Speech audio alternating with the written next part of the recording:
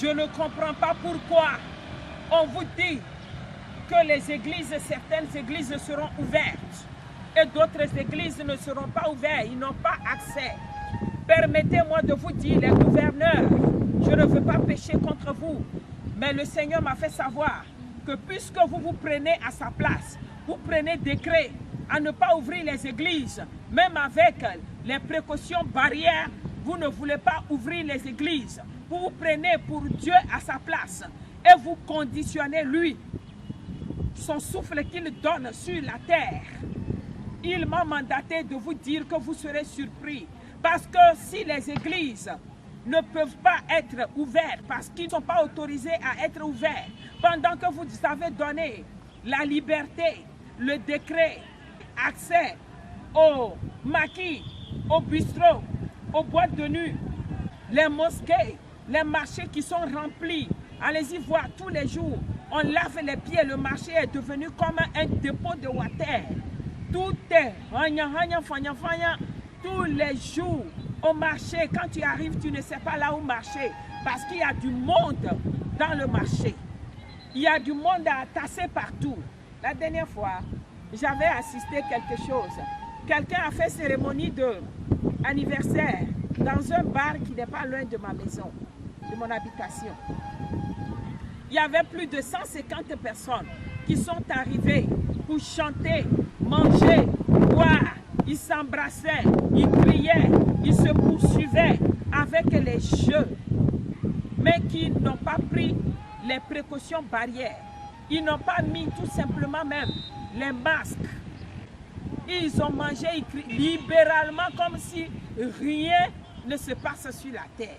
Si les choses comme ça se passent avant que le jour ne se lève, est-ce que vous savez combien de nombre de groupuscules, de rassemblements qui eut lieu?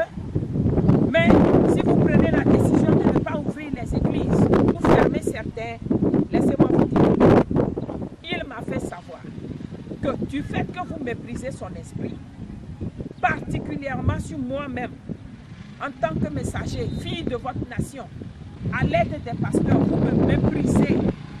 Vous avez méprisé son esprit. C'est un ange qui est arrivé dans une vision et qui m'a amené à voir que les serviteurs de Dieu critiquent l'Esprit de Dieu.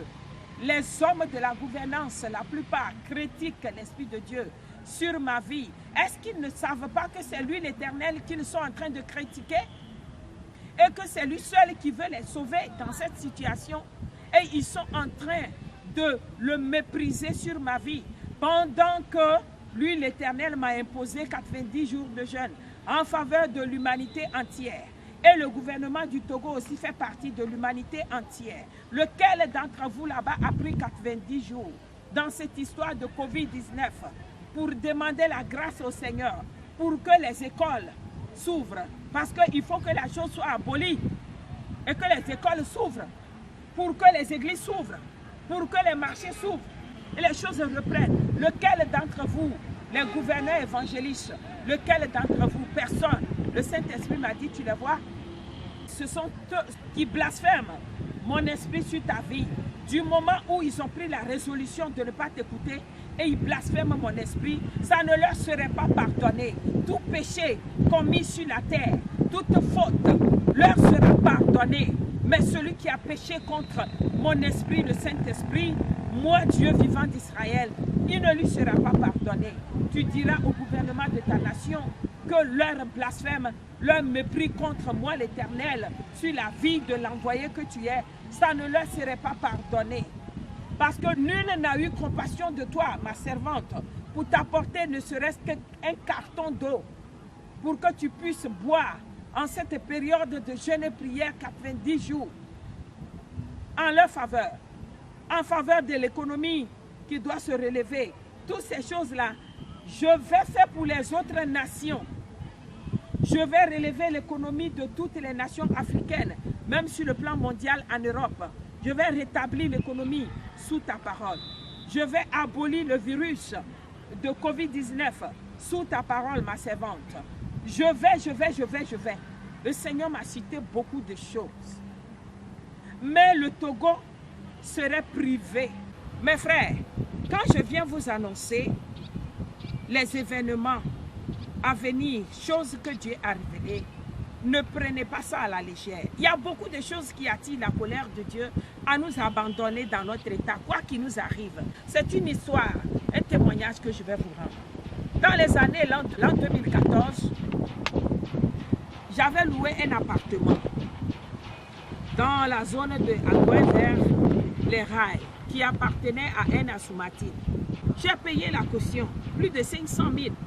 J'ai investi pour arranger l'appartement. Quand je suis rentrée, ce n'était pas au point. Mais 4e mois déjà, la gérante de la maison, c'est une concubine à ce monsieur-là. Et elle est venue me dire, nous voulons que tu libères notre appartement. En ce moment, j'ai fini de faire l'aménagement.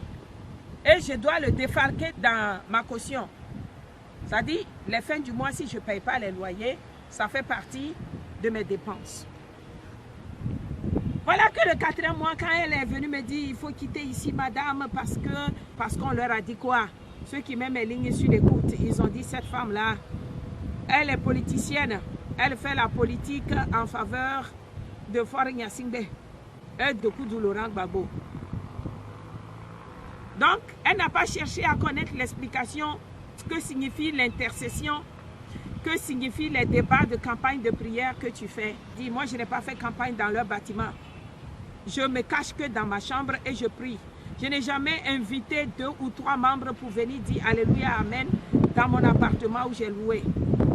Non, je n'ai jamais fait de culte là-bas pour chanter. Je suis seule avec mes 2 fils. Et voilà, le décret est sorti pour que je sois déguerpillée. Ils ne m'ont pas rendu la caution. Et ils m'ont convoqué en plus à la gendarmerie pour dire, ça, tu n'as pas le droit de placer les portes de sécurité parce que les nuits, je remarque que les gens viennent avec double clé ouvrir la porte sur moi dans mon appartement. Plusieurs fois, les nuits, entre 2h et 3h du matin, ils viennent pour me braquer. Parce que ceux-là sont mandatés par les évangélistes qui écoutent mes communications. Donc, ils sont convaincus que je suis caché, je fais des débats, des combats en faveur des innocents. Ils ont décidé de m'expulser. Ils ont dit, quitte avant qu'on ne te donne ta caution. Affaire est arrivée à la justice. Demandez à Madame Clévor. On me dit de quitter d'abord. Je dis d'accord, une manière de combattre l'Éternel. Je vais quitter. J'ai eu de l'argent, plus de 400 000. Je suis allé cautionner quelque part. J'ai déménagé. Rendez-moi mon argent. Ils ont dit pas question. Il faut qu'on calcule d'abord les peintures, tout ce qu'on doit faire dans la maison. Moi, je viens d'arriver, vous me dites de partir. Et c'est maintenant qu'on va calculer les peintures, les quoi. D'accord. J'accepte. On convoque la dame. Venez à la rencontre pour remettre la caution à votre locataire, c'est devenu un problème. Elle ne veut pas venir au rendez-vous. Et quelqu'un m'a dit, auprès de la gendarmerie d'Anguilla, que la dame là et son mari ont décidé de te traiter dans la boue, de t'humilier, de te profaner, de te désarmer. On les a mandatés contre toi parce que ce que tu fais là, ça ne plaît pas aux gens. Donc, c'est une manière de confisquer ton argent et de te rendre malheureuse quand tu n'auras pas d'appartement pour prier, quand tu n'auras pas un domaine pour plaider, tu n'auras pas de quoi manger. Tout ce temps-là, je vais vous dire, les évangélistes qui ont l'habitude de m'écouter sur les lignes, je priais pour une dame en Côte d'Ivoire.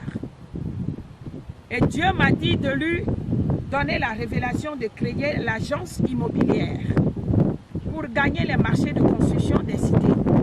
Location-vente. J'ai appelé la dame, je l'ai informée. Et la dame m'a dit, j'ai pris note.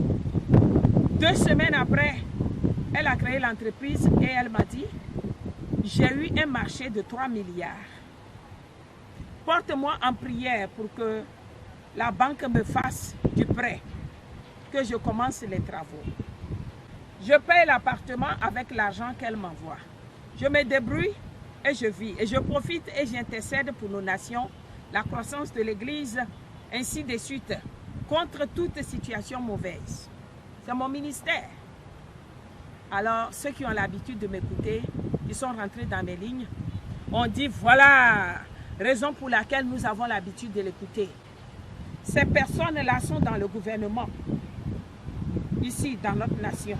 Ceux qui ont fait arrêter les réfugiés, ici, c'est les mêmes personnes. Ils ont marché sous nos paroles et la dame a fait des commandes du matériel de construction. Qu'est-ce qu'ils ont fait? Ils ont commandé les bandits, les braqueurs qui ont négocié avec les créanciers de cette dame-là, là où elle a commandé les marchandises depuis au Maroc. Et le livreur a livré ça avec des faux reçus. Ils ont fait une complicité, en tout cas, à la douane au port. Pourtant, l'argent est versé pour ça. Et marchandises, plus de 400 millions, a été bloqué par la douane. Et qu'est-ce que j'aurais appris après par le Saint-Esprit qui m'a révélé? Les gens sont allés détourner les marchandises qui sont confisquées là-bas pour la dame là, pour venir au Togo ici par des conteneurs. Et ils ont créé une agence immobilière de construction, de cité, pour louer aux enfants de Dieu, pour louer aux innocents dans cette nation. Mais laissez-moi vous dire, ceux qui font ce genre de choses-là s'en vont proposer aux gouverneurs de nos nations qu'ils ont eu vision de Dieu. Dieu leur a dit de construire cité, location, de créer des entreprises. Mais lorsqu'ils agissent comme ça, les immeubles, les appartements qu'ils ont l'habitude de faire et de louer, ces appartements-là, avant de loger les gens dedans, les enfants de Dieu, c'est à vous je parle, les serviteurs de Dieu, les pasteurs, ils prennent le temps de multiplier les clés des appartements. Ils font ce qu'on appelle clé minute et ils gardent. Et pendant que vous êtes en voyage ou que vous soyez logé, vous partez au service et les gens sont en train de fouiller dans vos maisons. Surtout les serviteurs de Dieu, les prophètes, les évangélistes, ceux qui ont les ministères d'intercession, qui veulent s'investir dans ces genres de location-vente, construire. Faites attention parce qu'ils ont fructifié les clés. Et étant dans leur appartement qu'ils ont créé, construit, vous serez dévalisés. Les voitures seront volées au garage. Les trésors seront dévalisés, déportés de vos chambres, de vos valises, avant que vous ne reveniez du service. S'il n'y a pas de gens dans vos domaines pour gardiennage ou pas une famille présente, ne soyez pas surpris de tout ce qui peut arriver dans le monde. On peut prendre vos archives prophétiques de prière pour aller vous convoquer sous la couverture de la justice et vous emprisonner. Ce mouvement est décrété contre surtout les serviteurs de Dieu qui annoncent la vérité. Ceux qui reçoivent les messages prophétiques de repentance et prière pour les nations par rapport aux événements. Faites attention lorsque vous allez vous engager à louer ou à prendre location-vente de ces cités, de ces entreprises-là. Faites très attention. Je vous annonce, lorsque vous irez faire des opérations au niveau des banques, on mettra vos numéros sur l'écoute. On vous braque. Lorsque vous voyagez, vous retournez, on vous braque avec vos marchandises et vos bagages, vos trésors, vos sous, en chemin avant que vous n'arriviez à la maison parce que vos numéros seront sur l'écoute. Tous ceux qui vont louer ce genre d'appartements chez eux, ils seront enregistrés à l'écoute. Je vous annonce cela, les pasteurs. Vous allez revenir de l'église et en venant, on vous braque pour rentrer dans votre appartement et les gens se cachent dans le garage pour vous braquer parce qu'ils ont multiplié les clés et ils vous attendent dans le garage. Excusez-moi, je ne critique pas les gouverneurs, mais ceux qui les entourent sont des vautours, des buveurs du sang, des mangeurs, des braqueurs. Ils ont comploté toutes sortes pour désarmer, le désarmement financier de tous ceux qui ne sont pas de leur bord politique, l'emprisonnement.